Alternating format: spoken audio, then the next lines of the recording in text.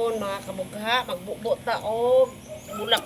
Butangan na to og bitsin mga kabugha o. Butang ni siya o. Kay para mamulak siya mga kabugha. Andagan siya bulak.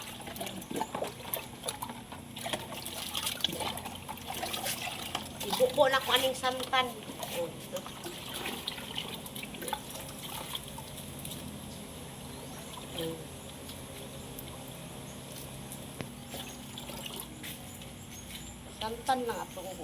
Santan lang atong bubuan ani mga kabugha. Ay para lang nga magbirada siya o pamulak. Ang purpose ani mga kabugha para grabe siya mamulak. Muna bubuan og bitsin. Bitsin atong tirada ani mga kabugha.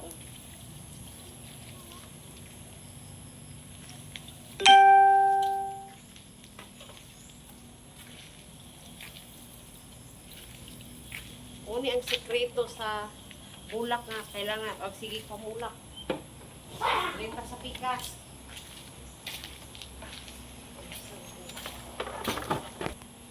Kani dere mga kabugha o wala pa siya ng bulak. Dagdagana na po siya og yuta o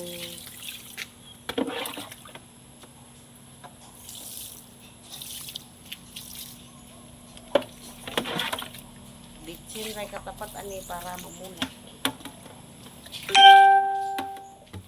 Thank you for watching mga kabugha. Bye!